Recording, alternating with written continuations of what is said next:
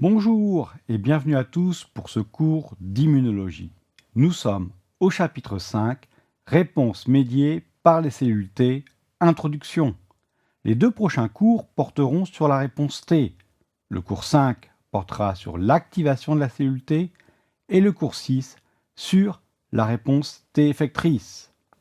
Avant de commencer ces deux cours, il est bon de rappeler que les réponses immunitaires T remplissent trois fonctions.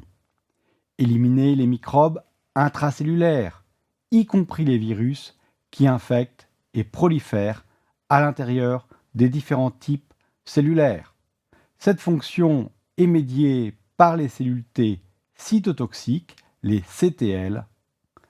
La deuxième fonction est de défendre l'organisme contre les microbes intracellulaires, adaptés à la survie au sein des phagocytes.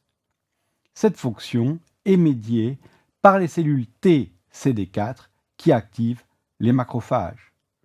Enfin, la troisième fonction est d'assister le développement des réponses médiées par les cellules B. En effet, nous avons vu que dans le cas d'un antigène TD, thymus dépendant, le lymphocyte B requiert l'aide d'un TCD4 qui fournit le signal 2.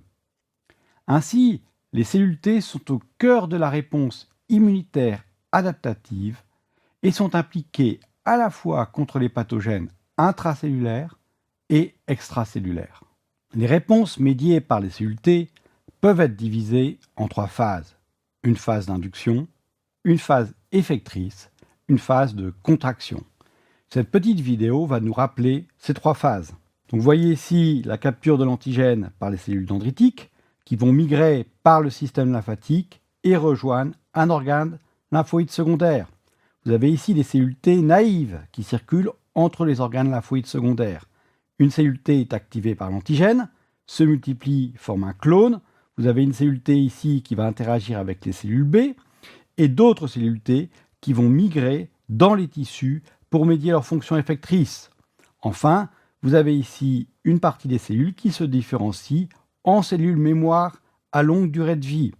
Dans cette vidéo, on ne voit pas la phase de contraction, qui est une phase où la plupart des cellules T vont être éliminées par apoptose. Ce schéma résume les différentes phases conduisant à l'activation d'une cellule T.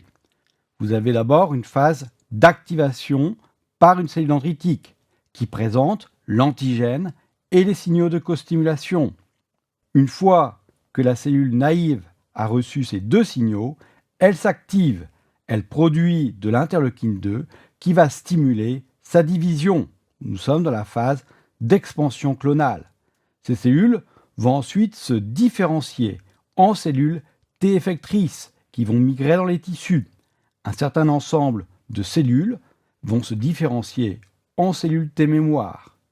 Une fois la phase effectrice accomplie, les cellules T effectrices sont éliminées par apoptose. Le cours 5 s'attachera à répondre à deux questions.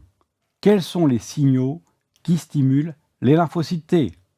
Comment les rares cellules T naïves spécifiques d'un antigène donné sont-elles converties en un nombre très important de cellules T effectrices aux fonctions spécialisées? Vous trouverez ci-joint le sommaire du cours 5 avec trois parties.